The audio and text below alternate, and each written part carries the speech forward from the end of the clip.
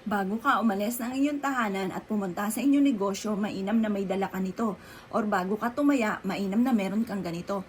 Ano po ba ito mga bossing? Alam nyo po ba mga bossing ko na ang star anise ay nagtatawag ng good fairies? Alam nyo po ba na ang ating bawang ay nagtatawag din ng good fairies at nagtataboy ng mga negatibo? Ang sabi nga po nila mga bossing ko, kada Tuesday or Friday, mainam na ikaw ay magpausok or magsunog ng ating star anise. Yan daw po ay nagtatawag ng good fairies para lahat daw po ng inyo pong i-wish ay matutupad. Ngayon po, ang tambalang ito ay perpektong sangkap upang sa ganon kayo po ay masigit na maka-attract ng swerte sa mga pang-araw-araw mga bossing ko.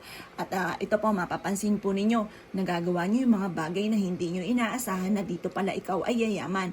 Subok na po ito na napakaswerte. Basta kapag gumawa ka ng ganito, kayo ay may positibong pananaw sa buhay. Basta kapag gumawa ka ng ganito, alam mo na ikaw ay magiging matagumpay at simula na ito ng tagumpay nyo. Huwag kang mag-iisip ng pangit. Huwag kang mag-iisip na ikaw ay malas. Huwag mong sasabihin lalo-lalo na, huwag mong ibubukas sa inyong bibig na ikaw ay laging walang pera, na ikaw ay lubog sa pagkakautang.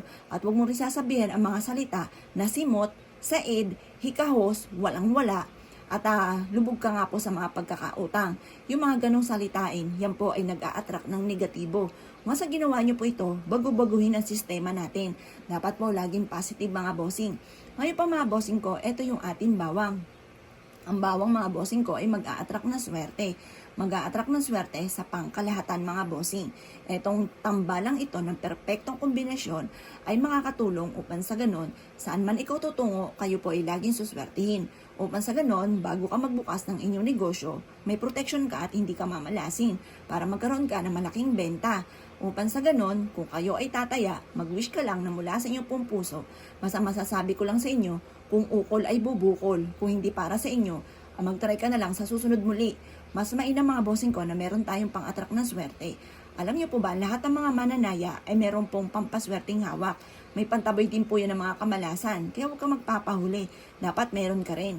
Kaya sa mga simpleng gatong mga pamamaraan, makakatulong po ito para mas maging positibo ka.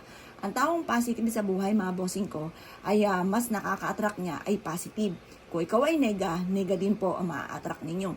Kaya bago ka umalis ng inyong tahanan, kung ikaw ay maghahanap ng trabaho, kung ikaw ay may negosyo, kung ikaw ay mananaya, or parang pakiramdam ninyo ay paborito ka ng kamalasan, etong dalawang ito ay perpektong sangkap upang sa ganon mabago-bago ang sitwasyon, upang sa ganon ay matupad ko anuman ang ninanais.